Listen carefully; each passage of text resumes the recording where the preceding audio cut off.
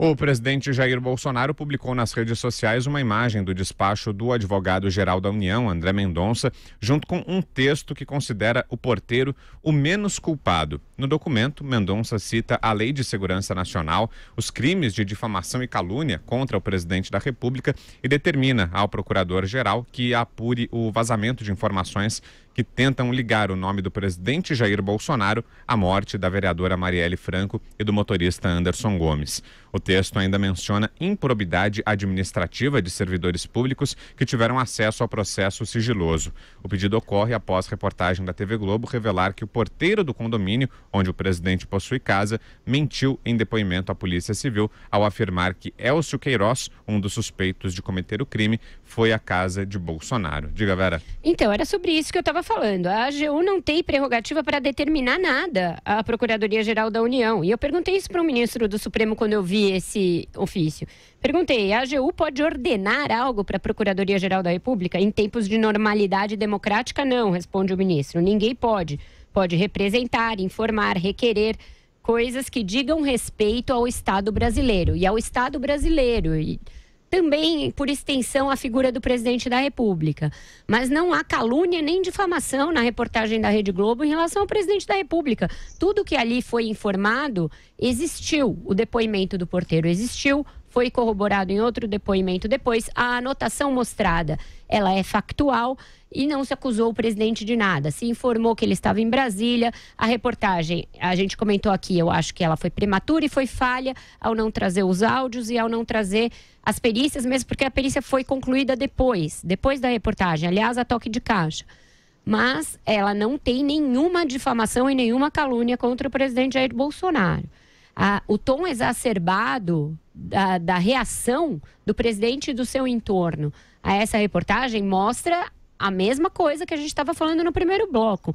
Uma dificuldade de lidar em termos sóbrios e republicanos com críticas, com qualquer tipo de contestação. Ninguém viu o Michel Temer fazendo metade dessas ameaças e desse tipo de intimidação que se está fazendo agora, tentando intimidar uma emissora de TV e, inclusive, ameaçar com a não renovação da sua concessão. Se eles estão tão seguros de que a apuração do Ministério Público, de que um porteiro mentiu e de que o laudo está correto, por que todo esse carnaval? E por que todo esse carnaval de AI-5 do Eduardo Bolsonaro como a querer mudar o assunto da conversa? Porque o assunto da conversa dessa semana, no início, era o Fabrício Queiroz vazando conversas deliberadamente para atingir o Bolsonaro e o Flávio Bolsonaro. Portanto, eles estavam na defensiva. Depois dessa história. Então, aí surge um AI-5 como para desviar o foco. Olha, presidentes serão questionados, correto ou incorretamente. Se ele se sentiu atingido, pode ir à justiça e reclamar direito de resposta, pode até mesmo falar injúria, calúnia. A justiça vai definir se houve. Agora, ficar usando, inclusive, a Advocacia Geral da União como um instrumento de pressão sobre a imprensa, isso não é aceitável, isso não é razoável. Constantino? Concordo. Eu não concordo com o presidente que o porteiro seja o menos culpado, né? A menos que ele seja alguém inimputável, eu acho que tem que perguntar e investigar. Essa é a grande questão, por que ele mentiu. Foi coagido por bandidos, ganhou dinheiro, é maluco, não gosta do Bolsonaro, enfim, tem que ir a fundo no motivo, porque fica faltando um motivo, né? Um simples porteiro indo contra o homem mais poderoso do país, né? Então isso tudo que precisa ser investigado e a gente tem que tomar cuidado para não eximir indivíduos de responsabilidade, a menos que tenha um atenuante muito grave, tipo sequestraram um familiar ou ameaçaram a filho e parente. Tudo bem, você tem que ir a fundo e descobrir a origem da mentira e o motivo da mentira. Isso está faltando nesse quebra-cabeça. Quanto a desviar o assunto ou usar instrumentos do Estado, concordo com a Vera e acho sempre curioso, fico sempre com o pé atrás quando eu vejo essa turma falar algum tipo de absurdo desses, porque pauta a imprensa. Hoje todo mundo está falando da entrevista que o Eduardo deu a Leda Nagli, porque fica sempre parecendo, às vezes, cortina de fumaça.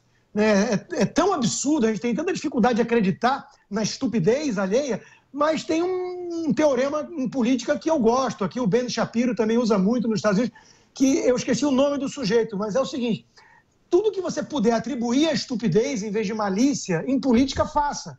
Inclusive, é um recado que muitos bolsonaristas poderiam aderir, porque eles aderem muito a teses conspiratórias mirabolantes, né? E é muito mais comum que seja a estupidez que rege indivíduos, né? Burrice, interesses mesquinhos, miopia, enfim.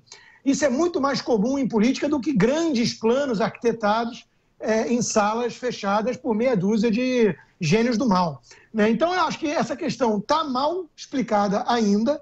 Eu acho que ameaçar a emissora com não renovar a licença, tudo isso é absurdo, é caminho chavista, o que não quer dizer que eu não ache que exista uma espécie de campanha ou torcida do contra o governo, né, em boa parte da imprensa. Eu já cansei de falar sobre esse assunto aqui, eu acho isso grave, mas está dentro do direito da liberdade de expressão, né? Então eu acho que tem que reagir a isso expondo o viés e nem que seja atacando ou pregando boicote até mesmo aos veículos que você considera inimigos do governo, mas é sempre bom lembrar o que um governo consideraria, ainda mais um governo com essas características do Bolsonaro, consideraria uma mídia independente. Na cabeça deles, é uma mídia absolutamente subserviente e puxa-saco que fica bajulando o governo.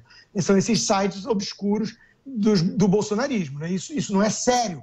Então, pluralidade, eles não entendem que é necessário para a imprensa. Quando você tem o outro lado, pessoas que criticam mais do que reconhecem mérito, isso faz parte do jogo.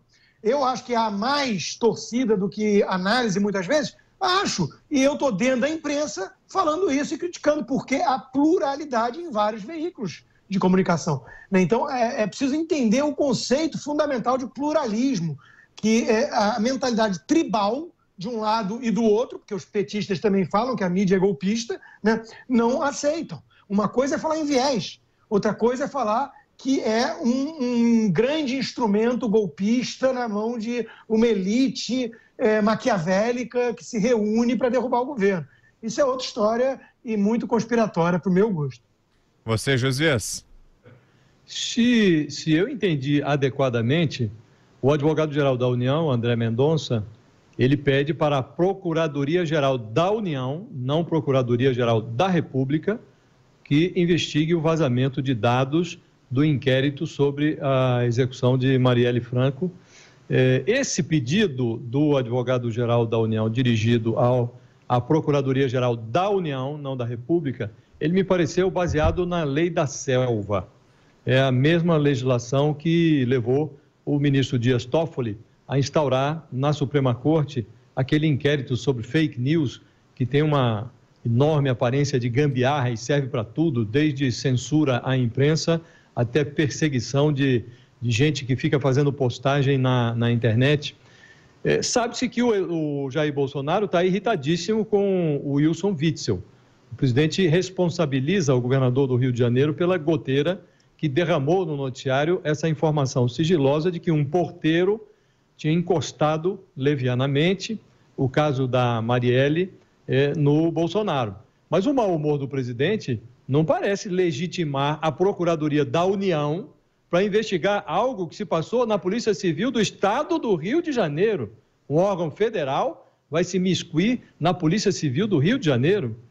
Nós não estamos falando da Procuradoria-Geral da República ou da Procuradoria da República, mas da Procuradoria-Geral da União, que é um órgão vinculado à AGU. É preciso recordar que, a pedido do Bolsonaro, o ministro Sérgio Moro já tinha encaminhado ao Procurador-Geral da República, Augusto Aras, um pedido de abertura de investigação sobre o comportamento do porteiro, que citou o Bolsonaro. Mentiu, equivocou-se, foi induzido.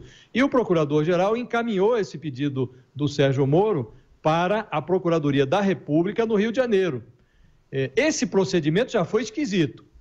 Ou você federaliza o caso, ou cabe à Polícia Civil do Rio apurar as suas próprias mazelas ali. O que aconteceu com esse porteiro, se mentiu, se foi pressionado. Mas o pedido do Aras, pelo menos, estava passando ali pelo filtro do Ministério Público Federal. Agora, uma investigação da Procuradoria da União em cima do Estado do Rio de Janeiro me parece a coisa mais esdrúxula do mundo.